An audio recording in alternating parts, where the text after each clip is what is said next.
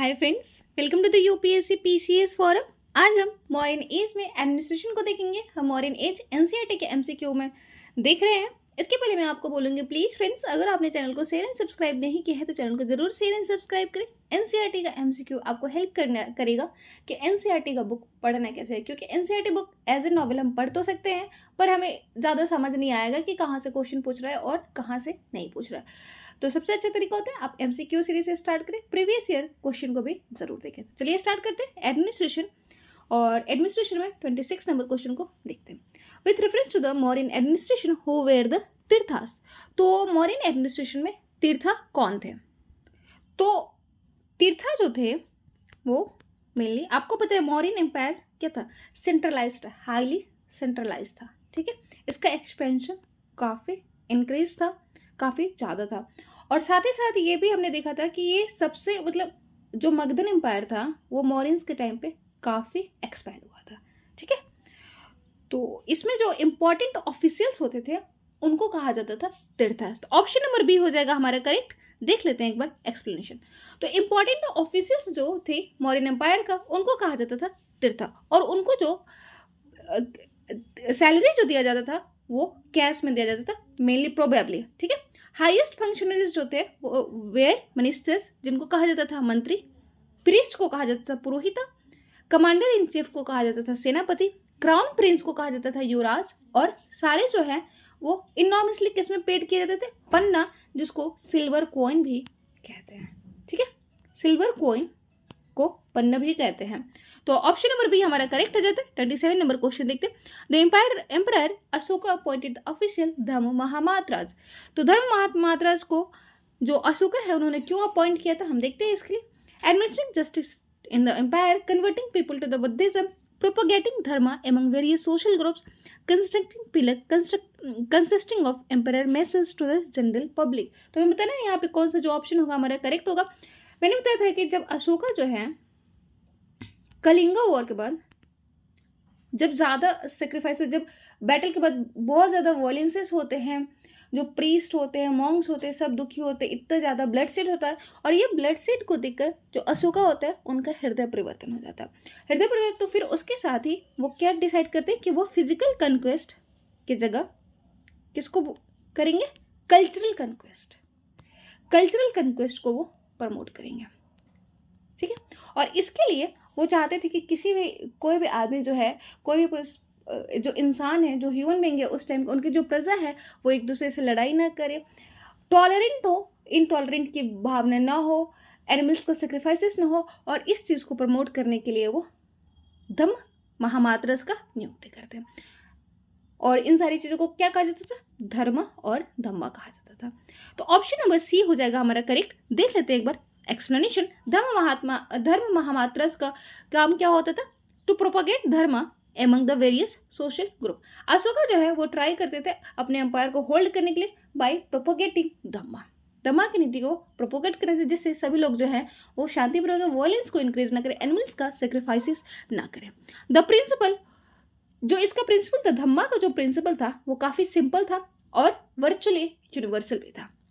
वो सबके ऊपर अप्लीकेबल था, बिना किसी चीज़ का डिस्क्रिमिनेट किया, बिना कास्टिज्म, बिना रेसिज्म, इन सब चीज़ को डिस्क्रिमिनेट किया, ये सबके ऊपर एप्लीकेबल था। और इसका जो मेन थीम था, मेन जो ऑब्जेक्टिव था वो क्या था? Wellbeing of the people in this world. ठीक है, 28 नंबर क्वेश्चन देखते हैं। During the reign of the which of the following Mauryan ruler the citizen of Takshashila complaint against the मिसरूल of bureaucrats. तो ब्यूरोक्रेट्स के जो, ये तक्षशिला के जो सिटीजन थे उन्होंने कंप्लेन किया था मिसरूल ऑफ ब्यूरोक्रेट्स किसके?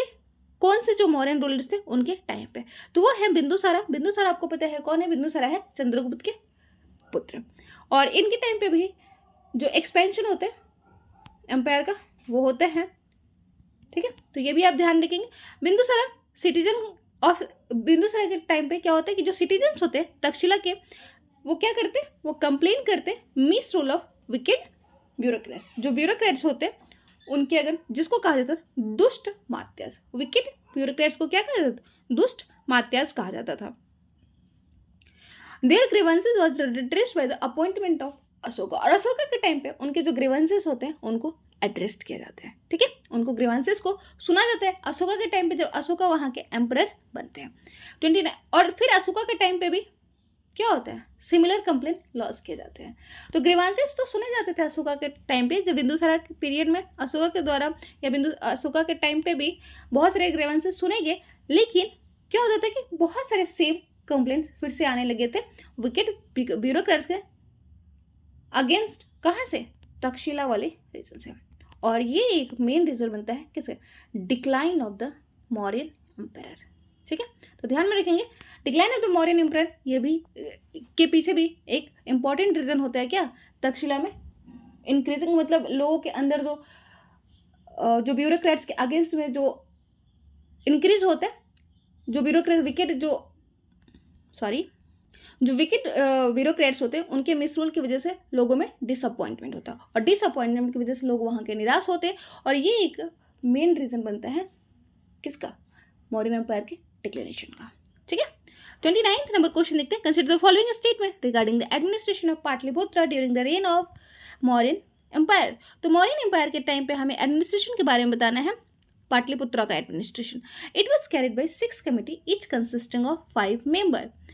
These committees were entrusted with sanitation, care of foreigner, registration of birth and death, regulation of weight and measures and other similar functions। तो ये जो यहाँ पे दिया हुआ है ये दोनों ही ऑप्शन करेक्ट है कि जो मौर्यन एम्पायर के टाइम पे जो पाटलिपुत्र के एडमिनिस्ट्रेशन था वो कैसे किया जाता था, 6 कमेटी के द्वारा किया जाता था, और 6 जो कमेटी हुआ करती थी उसमें जो मेंबर्स हुआ करते थे वो 5-5 मेंबर हुआ करते थे, मतलब टोटल जो है वो 30 मेंबर हुआ करते थे। और वो कमेटी जो था उनको कौन कौन सा काम सौंपा गया था, तो कमेटी को सौंपा गया था sanitation, care of foreigners, registration of birth and death, regulation of weight and measures and other similar function. Option number C हो जाएगा हमारा करेक्ट, क्योंकि दोनों ही स्टेटमेंट यहाँ पे आपके करेक्ट है। तो अभी हम एक्सप्लेनेशन में देखेंगे administration of Pataliputra during Mauryan empire. तो एडमिनिस्ट्रेशन ऑफ जो पाटलिपुत्र है वो 6 कमेटी के द्वारा होता है, और सारी कमेटी में 5 मेंबर हुआ करते हैं, और 5 मेंबर का अपना अपना अलग अलग काम हुआ करते थे। 30 नंबर क्वेश्चन देखते हैं। Consider the following statement regarding administration of arm forces during the reign of Mauryan empire. तो यहाँ पे हमें बताना है कौन सा जो ऑप्शन है वो करेक्ट है regarding the administration of arm forces. तो it was carried on by board of 30 officer divided into 6 committee. तो इसमें भी क्या होता था कि यहाँ पे 6 कमेटी होती थी, किसके लिए, आर्म फोर्सेस के लिए 6 कमेटी हुआ करती थी, और 30 ऑफिसर्स हुआ करते थे। 6 विंग्स जो थे आर्म फोर्सेस के वो कौन के थे, आर्मी की थी, कैवलरी थी, एलिफेंट्स थे, चैरियट्स था, नेवी थी, और ट्रांसपोर्ट्स थे। तो ध्यान रखेंगे 6 कमेटी किसके लिए भी थी, एडमिनिस्ट्रेशन के लिए भी थी, और हमने जब अभी जस्ट देखा कि पाटलिपुत्र का जो होल एडमिनिस्ट्रेशन उसके लिए भी 6 कमेटी हुआ करती थी, ठीक है। और आर्म फोर्सेस के लिए भी 6 कमेटी हुआ करती थी, और उसमें जो मेंबर होते थे 30 ऑफिसर्स होते थे जो डिवाइड होते थे 6 कमेटी में। और वो कौन कौन सी आर्म फोर्सेस कौन कौन सी उनकी विंग थी, एक आर्मी की थी, एक कैवलरी, एलिफेंट्स, चैरियट्स, नेवी और ट्रांसपोर्ट्स का। ऑप्शन नंबर जो सी हो जाएगा हमारा करेक्ट हो जाएगा। एक्सप्लेनेशन में भी सेम दिया हुआ है। 31 नंबर क्वेश्चन देखते हैं। Consider the following statement regarding the administration during the reign of Ashoka. तो अशोका के रीन के दौरान कौन सा जो है स्टेटमेंट हमारा करेक्ट है। He introduce the concept of paternal kinship in the administration. और the empire was divided into 8 big provinces which were ruled by viceroy reporting directly to the king। तो हमें बताना है कौन सा जो ऑप्शन है वो करेक्ट है। ऑप्शन नंबर हमारा यहाँ पे बी नहीं होगा, हमारा 1 करेक्ट होगा, क्योंकि हमने देखा था कि पैटर्नल किंगशिप की जो सिस्टम थी वो इंट्रोड्यूस की गई थी अशोका के द्वारा आफ्टर कलिंग वॉर। जब उसने धम्मा की नीति अपना ली थी तब उसको लगने लगा था कि वो उनकी जो प्रजा है, वहाँ के जो सिटीजन्स है वो उनके पुत्र के समान है, और खुद को मतलब खुद को वहाँ का पिता मान लिए थे और अपनी प्रजा को पुत्र मान लिए थे। तो उन्होंने पैटर्नल किनशिप की जो व्यवस्था थी, कंसेप्ट थी, अपने एडमिनिस्ट्रेशन में इंट्रोड्यूस की थी। ऑप्शन हमारा फर्स्ट जो हो जाएगा वो करेक्ट हो जाएगा। यहाँ पे ऑप्शन ए होना चाहिए हमारा करेक्ट। अगर यहाँ पे इनकरेक्ट रहता तो हमारा ऑप्शन नंबर बी हो जाता इनकरेक्ट। तो the empire was divided into 8 big provinces, नहीं 8 बिग प्रोविंसेस में नहीं डिवाइड थे। ऑप्शन नंबर हमारा बी हो जाएगा इनकरेक्ट। 4 बिग प्रोविंसेस में डिवाइड थे। देख लेते हैं एक बार एक्सप्लेनेशन में। तो जो एडमिनिस्ट्रेशन था अशोका के टाइम पे, वो एम्परर जो था वो डिवाइड था 4 बिग प्रोविंसेस में, 8 बिग प्रोविंसेस में नहीं थे, और सारे जो ही थे वो रूल किए जाते थे किसके द्वारा, वायसराय के द्वारा। तो चारों ही प्रोविंस किसके द्वारा रूल किए जाते थे, वायसराय के द्वारा। और वायसराय जो था वो खुद किसके अंदर था, किंग के अंदर। मैंने स्टार्टिंग में ही अभी लेक्चर के स्टार्टिंग में बताया कि इनकी जो सिस्टम थी, एडमिनिस्ट्रेशन सिस्टम थी, वो सेंट्रलाइज थी, हाईली सेंट्रल, डायरेक्टली कंट्रोल होता था हर चीज किसके द्वारा, किंग के द्वारा। तो यहाँ पे किंग के द्वारा वायसराय भले ही नियुक्त हुआ, लेकिन वो डायरेक्टली किसको रिस्पॉन्सिबल है, अकाउंटेबल है, किंग को। ठीक है। अशोका जो एडिक्ट्स है वो इंफॉर्मेशन देती है किस, रिगार्डिंग द स्टेट एडमिनिस्ट्रेशन। तो अशोका के एडिक्ट से हमें पता चलता है कि वहाँ का एडमिनिस्ट्रेशन कैसा था। तो एडिक्ट्स, इंस्क्रिप्शन, इन सब चीज़ों से हमें पता चलता है। और जेम्स प्रिंसेप हमने देखा था कि वो पहले थे जिन्होंने अशोकन एडिक्ट्स को पढ़ा था। ठीक है। 32nd नंबर क्वेश्चन है, with reference to the foreign policy of Ashoka which of the following statement are correct. तो फॉरेन पॉलिसी के रिगार्डिंग कौन सा जो स्टेटमेंट, फॉरेन पॉलिसी जो अशोका की थी उसके रिगार्डिंग कौन से जो स्टेटमेंट है वो करेक्ट है। Ashoka treated foreign dominions as legitimate areas of military conquest. Ashoka had sent foreign mission to Syria, Egypt, Greece to spread about the Dhammas. Ashoka's son Mahendra preached Buddhism in Sri Lanka. तो option number हमारा second और third तो बिल्कुल ही सही बात है, क्योंकि अशोका ने अपने पुत्र महेंद्र को सेंड किया था प्रीच करने के लिए, कहाँ पे, बुद्धिज्म को प्रीच करने के लिए श्रीलंका में। और ये एक मेन इंपॉर्टेंट रीजन होता है जो साउथ एशिया में क्या होता है, बुद्धिज्म जो है वो स्प्रेड होता है। अशोका सेंड करते हैं फॉरेन मिशन के लिए, कहाँ पे, सीरिया, इजिप्ट, ग्रीस में। और वहां पे भी धम्मा का कंसेप्ट जो होता है वो स्प्रेड होता है। तो ऑप्शन नंबर सेकंड और जो थर्ड है हमारा सही है। ऑप्शन मतलब स्टेटमेंट सेकंड और थर्ड सही है, ऑप्शन बी हो जाता है हमारा करेक्ट। देख लेते हैं एक बार एक्सप्लेनेशन में। तो वो एम्बेसडर सेंड करते हैं पीस के लिए, धम्मा की नीति को स्प्रेड करने के लिए, कहाँ पे, सीरिया, इजिप्ट, ग्रीस में। ठीक है, धम्मा की नीति को प्रोपोगेट करने के लिए, स्प्रेड करने के लिए। और साथ ही साथ मिशनरीज को भी वो सेंड करते कहाँ पे, श्रीलंका और सेंट्रल एशिया में। श्रीलंका और सेंट्रल एशिया में वो सेंड करते, श्रीलंका में अपने पुत्र महेंद्र को वो भी भेजते हैं। Ashoka after witnessing horror of Kalinga war, वो फॉरेन डोमिनियन को ट्रीट नहीं करते थे legitimate areas of the military conquest. मैंने बताया था कि अशोका ने फिजिकल कंक्वेस्ट को छोड़ के कल्चरल कंक्वेस्ट को अपना लिया था। तो इसीलिए कलिंगा वॉर के बाद वो किसी भी फॉरेन जो टेरिटरी हुआ करती थी, डोमिनियंस हुआ करती थी, उसको नहीं मानते थे लेजिटिमेट एरियाज मिलिट्री कंक्वेस्ट, बल्कि वो क्या बोलते थे, कल्चरल कंक्वेस्ट को इम्प्रूव करते थे। और कल्चरल कंक्वेस्ट के लिए आइडियाज को प्रमोट करते थे, प्रोपोगेट क्या करते थे, धम्मा की जो आइडियाज थी उसको प्रोपोगेट करते थे।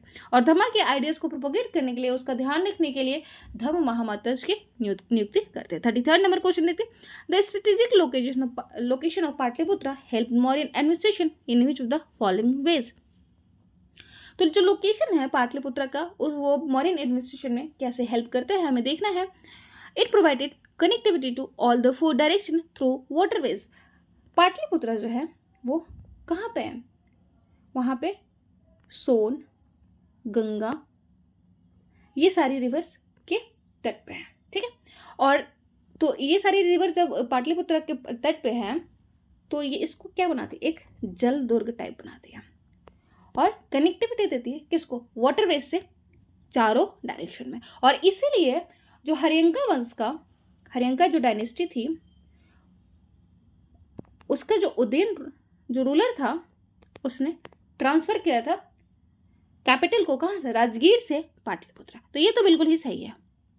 सेकेंड देखते हैं, it was connected through north western India, Kalinga, Nepal, central India through well developed road network. तो ये भी बिल्कुल सही बात है, ऑप्शन 1 और 2 तो बिल्कुल ही सही। It is located on the bank of Yamuna, नहीं ये यमुना के बैंक पे तो लोकेटेड ही नहीं था ना, गंगा के बैंक पे। Which serve important function of inland navigation. तो ऑप्शन नंबर जो थर्ड है हमारा इनकरेक्ट हो जाता है, 1 और 2 जो होता है हमारा करेक्ट हो जाता है। तो स्ट्रेटेजिक जो लोकेशन होता है पाटलिपुत्रा का, वो हेल्प करता है किसमें, मौर्यन के एडमिनिस्ट्रेशन में। क्योंकि पाटलिपुत्र एक जल दुर्ग और वाटर फोर्ट के नाम से जाना जाता है। वो सराउंड होता है रिवर से चारों साइड से, प्रोवाइड करता है ये रिवर से कनेक्टिविटी तो प्रोवाइड करेगा ही वाटरवेज से।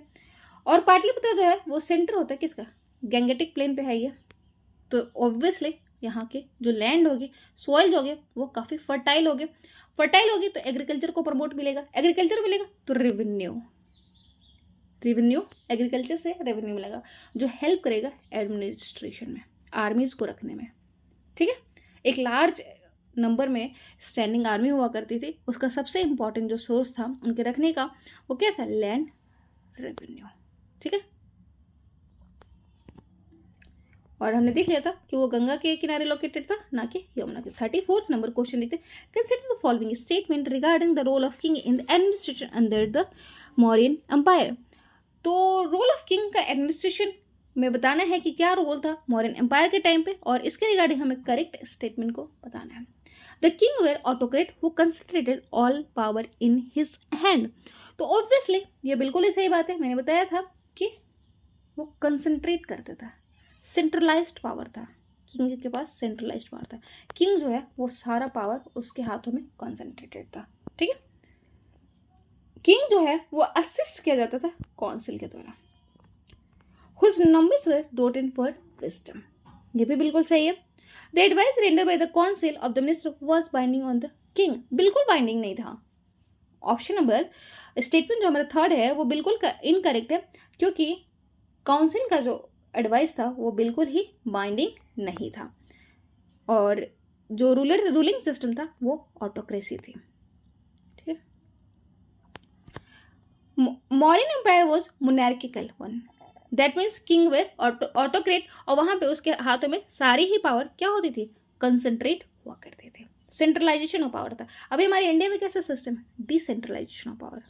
और आफ्टर द किसके पंचायती राज PRI के आने से 73rd और 74th अमेंडमेंट जो हुआ, उसके बाद से क्या हो गया, ये लोअर लेवल पे भी आ गया। पहले हमारा फेडरल सिस्टम था, किस सेंट्रल और स्टेट लेवल पे था, पावर डिस्ट्रीब्यूट था सेंट्रल स्टेट पे, और 73rd और 74th जो अमेंडमेंट होता है उसके बाद लोअर लेवल पे भी पंचायती PRI आ जाता है और म्यूनिसिपैलिटीज आ जाते हैं, जिससे जो लोअर पीपल होते हैं लोअर लेवल पे भी रिप्रेजेंटेटिव होते हैं, उनको चुनने का मौका मिल जाता है, एक कनेक्टिविटी बन जाती है। तो ये होता है डिसेंट्रलाइजेशन ऑफ पावर। ठीक है, किंग जो होता था मैंने बताया वो असिस्ट किया जाता था काउंसिल ऑफ मिनिस्टर के, और वो जो काउंसिल ऑफ मिनिस्टर होते थे उनको डिफरेंट पोर्टफोलियो असाइन किया। अभी भी हमारे काउंसिल ऑफ मिनिस्टर में सबको अलग अलग पोर्टफोलियो दिए जाते हैं। ठीक है, तो अलग अलग पोर्टफोलियो जाते हैं उनके क्वालिटीज़ के बेस पे, उनके एजुकेशन के बेस पे, और उनको नोट किया जाता था उनके विजडम के अकॉर्डिंग। और किंग ऑब्वियसली बाइंडिंग नहीं था, जो काउंसिल ऑफ मिनिस्टर का जो एडवाइस था वो उनके ऊपर बाइंडिंग नहीं था। 35th नंबर क्वेश्चन देखते हैं, with reference to the welfare policy undertaken by Ashoka which of the following statement are incorrect. तो कौन सा स्टेटमेंट जो है वो इनकरेक्ट है, अशोका के वेलफेयर पॉलिसी जो ली गई थी, अशोका के जो वेलफेयर पॉलिसी ली गई थी उसके रिगार्डिंग कौन सा स्टेटमेंट जो है वो इनकरेक्ट है। He taught people to live and let live and emphasize compassion towards animals। Yes, Kalinga war के बाद तो यही सारी चीज़ें उसके अंदर चेंज आई, टॉलरेंस की इंक्रीजिंग हुई कि लोग एक दूसरे के साथ अच्छे से रहे, एक दूसरे को एक्सेप्टेंस इंक्रीज हुआ इनफैक्ट, और एनिमल्स के सेक्रीफाइसेस को रोकने के लिए उसने धम्मा की नीति को प्रमोट किया। He arranged for medical facilities for both human beings and animals। ये भी बिल्कुल सही बात है। He reduced the land revenue for the poor peasants। ये बिल्कुल भी सही बात नहीं है। ऑप्शन नंबर बी हो जाएगा हमारा इनकरेक्ट। ये ऐसा कोई वेलफेयर मेजर नहीं लिया गया था अशोका के द्वारा, और ये सिर्फ कहाँ पे किया गया था, जो कि पीपल है लुम्बिनी का, लुम्बिनी जो कि बर्थ प्लेस है कहाँ का, किसका, बुद्धा का, और ये भी कहाँ पे एग्जिस्ट करता है, ये है नेपाल में। ठीक है, और यहाँ पे कितना हो गया था, 1/6 से 1/8 हो गया था लैंड रेवेन्यू, ध्यान रखेंगे। ऑप्शन नंबर जो बी हो जाएगा हमारा करेक्ट हो जाएगा, क्योंकि इनकरेक्ट स्टेटमेंट पूछा जा रहा था तो इनकरेक्ट हमारा थर्ड हो जाएगा। 36 नंबर क्वेश्चन देते हैं, match of the following correctly and choose the correct options. Officials in Mauryan empire and उनका फंक्शंस बताना, rajuka, pativedaka, sannidhata, samaharta, reporter, chief custodian of the state treasury, administration justice highest officer in charge of assessment. तो हमें बताना है कौन सा जो ऑप्शन है वो सही है। तो राजुका जो है उनका क्या फंक्शन होता था, राजुका का जो फंक्शन होता है एडमिनिस्ट्रेट जस्टिस, उनका काम होता था जस्टिस देना। उसके बाद जो पट्टी वेदिका जो होते थे वो रिपोर्टर का काम करते थे, उनका फंक्शन रिपोर्टिंग करना होता था। शनिधाता का काम क्या होता था, उनका काम होता था चीफ कस्टडियन ऑफ ट्रेजरी। और समाहर्ता क्या होता था, highest officer in charge of the assessment. Option number हमारा डी हो जाएगा करेक्ट। ठीक है, राजुका जो है अपॉइंट किए जाते थे अशोका के टाइम पे, अशोका के द्वारा, और उसका काम क्या होता था एडमिनिस्ट्रेशन एडमिनिस्ट्रेशन ऑफ जस्टिस। पट्टी वेदिका रिपोर्टर का काम क्या करते थे, और ये हमें कैसे पता चलता है, ये हमें पता चलता है अशोका के इंस्क्रिप्शंस के द्वारा। Mauryan attached greater importance to assessment than to storage and depositing। और मौर्य जो है वो सबसे ज़्यादा किसके ऊपर फोकस करते, असेसमेंट पे फोकस करते थे, स्टोरेज और डिपॉजिटिंग के। और समाहर्ता क्या करते थे, हाईएस्ट ऑफिसर था असेसमेंट का, सनिधाता चीफ कस्टडियंस था स्टेट ट्रेजरी और स्टोर हाउसेस का। तो आई होप आप लोगों को अच्छा लगा। नेक्स्ट क्लास में हम पढ़ेंगे इकोनॉमिक से रिगार्डिंग, इकोनॉमिक कैसा था मौर्यन एम्पायर का। Thank you so much, bye.